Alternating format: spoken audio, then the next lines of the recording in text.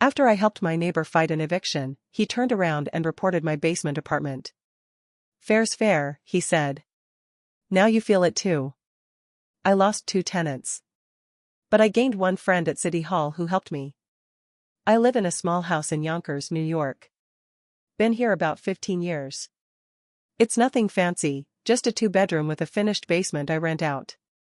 It's how I've managed to keep up with the rising property taxes, and for the most part, it's worked out fine. Eric moved in next door about 2 years ago. He's a few years younger than me, probably in his early 40s. Divorced, no kids, worked odd jobs. We talked now and then, mostly about the weather or trash pickup. But last October, he knocked on my door at around 9 p.m. He had a folded piece of paper in his hand. It was an eviction notice. He looked panicked. "I don't know what to do," he said. "They're kicking me out." I let him in. Made coffee. Sat at the table with him while he explained everything. His landlord was trying to push him out because they wanted to raise the rent for the next tenant. Classic maneuver. They'd ignored his maintenance requests for months: broken heat, clogged drains, no working smoke detector. Then, as soon as he complained to the city, boom, eviction notice for violations of lease. I've been through crap like that before. I've also helped other folks fight landlords who pull this kind of thing. I knew who to call. I knew what to write. I told him I'd help him. What started as one conversation turned into me spending hours on the phone with the tenants' rights office, drafting his appeal, going through his lease. I even took a day off work to go with him to the hearing. I didn't expect anything in return. I just didn't want him to be thrown out in the middle of winter. We won. The judge ruled it was a retaliatory eviction. He got to stay. No rent hike. No back pay. He gave me this look after the hearing, like I'd just pulled him out of a river. He said, "Seriously, man. I owe you big time." 3 weeks later, a city inspector knocked on my door. "Routine inspection," he said, flipping through his tablet. "We got a report about an unpermitted rental unit in the basement?" I told him the basement was a finished space I'd been renting out for years. I had one long-term tenant who just moved out, and another who had been there for 6 months. Never had a complaint. Never had trouble. He asked to see the space, so I let him in. He took pictures. Asked questions. Then he told me I was technically in violation of zoning laws. I needed a specific permit.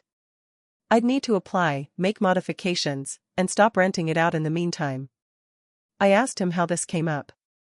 He paused. Said it was an anonymous report. I knew. Right away. A week later, a woman from City Hall, someone I knew through a mutual friend, called me. She asked what was going on. I told her. She hesitated, then said quietly, "It came from someone named Eric." I was stunned. I walked over to his place that night. He opened the door like he expected me. "I just want to know why," I said. He looked me straight in the face and said, "Fair's fair.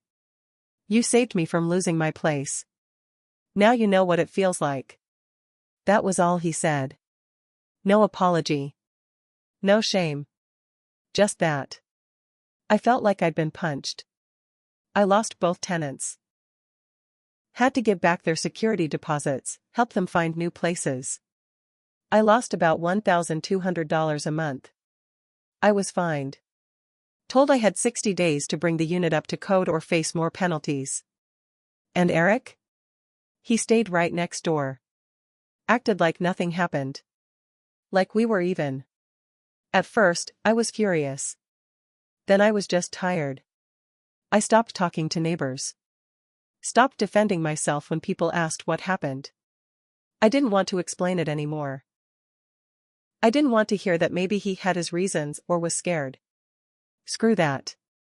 I started going to City Hall myself. That's where I met Dina. She worked in the housing department. She looked over my case, sat with me after hours, explained what I needed to do. She didn't talk down to me or act like I was some shady landlord. She saw through the situation. "You got caught in someone else's mess," she said. She helped me apply for the conditional permit. Told me which contractor wouldn't rip me off. Even helped me file an appeal to reduce the fine. She didn't have to do that. She just did. Eric still lives next door. I see him sometimes, watering his steps or scraping his windshield. He doesn't say a word. And I don't either. About a month after I started working with Dina, I noticed something strange. One afternoon, a white sedan pulled up in front of my house. A guy in a collared shirt and tie got out, holding a clipboard. He walked past my house and stopped in front of Eric's. He stood there for a while, then knocked. No answer. He knocked again, looked at his watch, and then left a yellow paper taped to the front door. I didn't think much of it, maybe something about utilities or overdue fines. But the next day, Eric knocked on my door. First time since the whole thing went down. He looked nervous. Sweating, even though it was chilly out. I need to ask you something, he said, not looking me in the eye. Did you tell anyone about my lease? I stared at him. What lease? He shifted his weight. My landlord says someone filed a complaint. Said I've got an unapproved pet, unauthorized modifications to the unit. He thinks it was you. I told him flatly I hadn't done a thing. He didn't believe me. You're just getting me back, he snapped. You couldn't take it, so now you're trying to get me kicked out. I stood in the doorway and said, you already got me kicked once. I've got nothing left to lose. Then I shut the door in his face. A few days later, I got a call from Dina. She sounded off. You might want to be careful, she said quietly. Someone came in here asking about your application. Said they were a concerned neighbor. Wanted to know if you were allowed to rent again yet. I didn't have to ask who it was. It was Eric. He wasn't just trying to punish me once. He was trying to drag it out. Retaliation. Obsession. Paranoia. I don't know what it was anymore.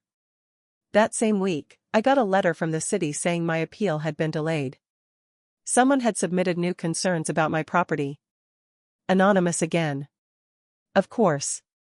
I couldn't breathe. I felt like I was being followed in my own neighborhood.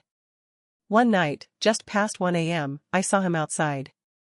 Just standing near the side of my house, holding a cigarette. Not smoking. Just holding it. Staring at my basement windows. I didn't say anything. I didn't go out. I just stood there in the dark behind the curtain, watching him. Wondering how someone could twist a hand extended and help into a fist behind your back. I started writing everything down. Every visit. Every phone call. Every time I saw him outside. I wasn't being paranoid, I was being careful. Then one morning I found my mailbox open. The door hanging down, like someone had yanked something out of it. It could have been anything, kids, wind, whatever. But I checked my mail regularly. I knew what should have been there. I was expecting a response from the city about my updated permit. It never came. A week later, I called Dina to follow up. We sent it, she said. Over a week ago. Certified mail. Nothing had arrived. That's when I bought a camera. Just a cheap one. Stuck it under the awning, facing the front steps. Motion activated. I didn't even care if it recorded much, I just needed him to see it. To know I was done playing nice. 2 nights later, I caught him on it. He wasn't stealing mail, not exactly. But he walked past my mailbox, paused, looked around, and then leaned in like he was checking something. Then he looked up at the camera. Froze. And walked off fast. The next day, there was a note stuck to my door. Folded paper, no envelope. You think a camera's gonna protect you? Keep pushing. No name. Just that. I didn't tell the cops. Not yet. I figured if I went to them now, I'd just be another neighbor caught in a property beef. No proof he actually did anything illegal, not yet. And I didn't want to give him the satisfaction of knowing he had me scared. But I did tell Dina. She told me to keep everything. All of it. She also told me something else. Something she probably shouldn't have. Apparently, Eric had been evicted before. Twice. Different towns. Same pattern: conflict with landlord, claims of retaliation, fights with neighbors. She said she came across his name while processing an unrelated file and noticed the history. Guy doesn't like to lose, she said. Even when he wins, he finds a reason to keep swinging. That stuck with me. I didn't respond to the note. I didn't confront him. I just started preparing. I contacted a lawyer. Not a big firm, just a local guy who handles property disputes and harassment claims. I gave him everything. The inspector visits, the lost tenants, the fines, the camera footage, the note. He looked through it all and said, "You've got a pattern. You're not crazy. This isn't neighbor drama. This is targeted." We filed for a restraining order. Not because I thought it would stop him, but because I needed a paper trail. Then, something strange happened. Eric's landlord, the same one who tried to evict him months ago, called me. He said, "I heard you had trouble with Eric too. He's not easy to live next to." He told me Eric had recently filed a complaint against him again. Said the guy was accusing him of harassment, negligence, discrimination, anything he could list. He asked if I'd be willing to talk about what I'd seen. I said yes. Because I realized something right then: Eric wasn't just coming for me. He was coming for anyone who reminded him of what he'd lost, even if they were the ones who helped him keep it. I gave the landlord a written statement. Just facts. No exaggeration. Just what I saw, what Eric did, what I lost.